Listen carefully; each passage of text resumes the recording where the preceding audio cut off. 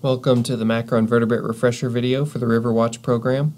This video will detail the best ways to identify true flies. Another word is the order Diptera. So for RiverWatch we have 37 different macroinvertebrates we use as indicators. We will be in the insect category. We will be down here in the true flies category. So for true flies, we have crane fly, biting midge, bloodworm midge, black fly, and snipe fly.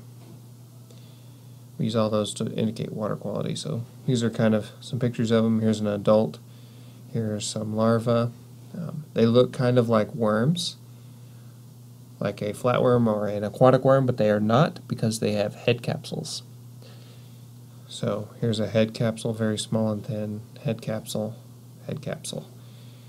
Hardened part of their head always has a hardened case. That separates it from being a worm. Our first true fly we use is the crane fly. These are one of the largest macroinvertebrates, as you can see from the petri dish view, so you can find really big ones, as you can see here. You can also find smaller ones like this. Over here is a zoomed in view. It's really hard to see their head capsule. It is there if you look super closely, but a lot of times it's mostly retracted into their body. Best way to identify them is a spirocular disc at the end of their abdomen with 4 to 8 short tubercles. That's a giveaway that it is a crane fly. If you look really closely, you can see the thin filaments used as gills. And then this is what the adult looks like. A lot of people think that these are mosquito eaters or mosquito hawks and that they bite and eat a lot of mosquitoes. In fact, they are they just feed on plant nectar, and so they are not predators. So now we're on to the midges. Our first midge is the biting midge, also called the no-see-um. This is what they look like in the petri dish. They're almost like a needle, very long and thin. A lot of times it's easy to miss them in your sample. If we look a little bit closer, you can see that there's really not many features to them.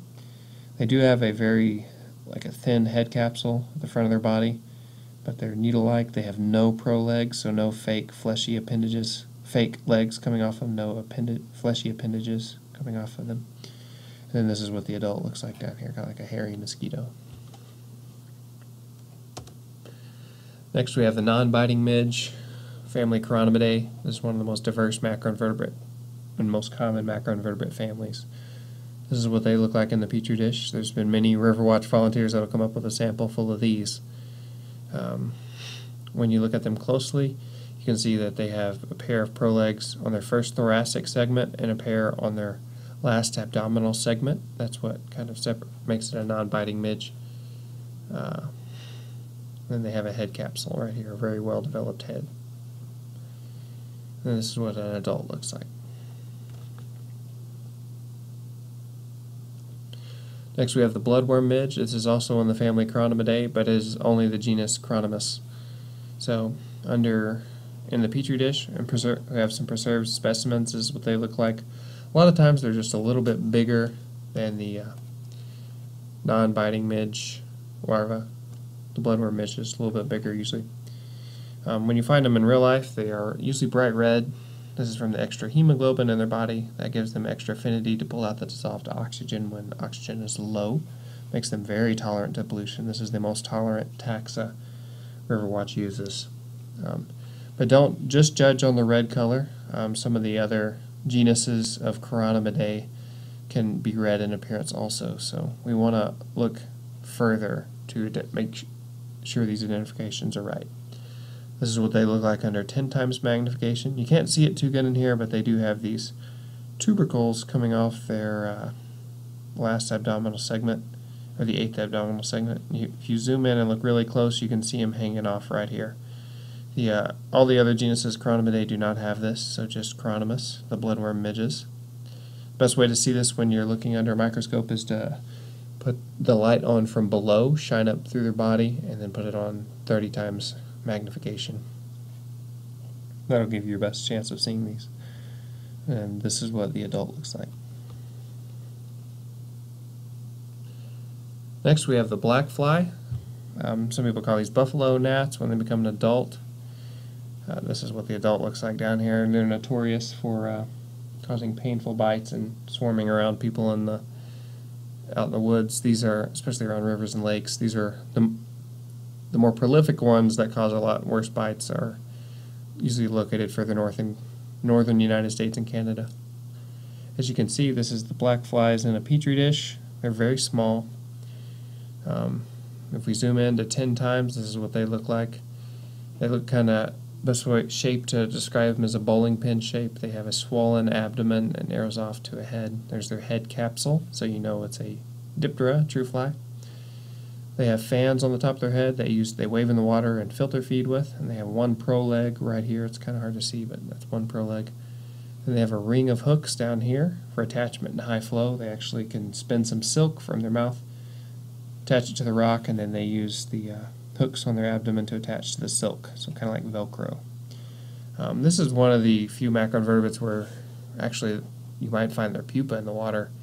A lot of their pupa is actually very common. It looks like a cone shape, like a triangular cone, with little fibrils coming off of it. So if you find those, you can count them as black flies too. Next we have the snipe fly. This is what they look like in the petri dish. Another pretty small fly, so you'll want to use a microscope to verify the identification. Under 10 times magnification, you can see that on their tail or their abdomen they have two tails, almost look like horns. These are, and then they have little, if you look really closely, they'd have little hairs, feathery appendages. These are gills that they use to breathe. Then they have a pair of prolegs on each abdominal segment. So remember that a proleg is a fake leg, so a pair, a pair, a pair, a pair. And then if you look really closely, zoom into their head, they have a really tiny head capsule down here. So a super small head. And then this is what an adult snipe fly looks like. We don't get a lot of these in RiverWatch, and part of it can be because they're pretty small sometimes, but just know that, keep an eye out for them. They are somewhat sensitive to pollution, so if you find a lot of these at your site, it could be an indicator of good water quality.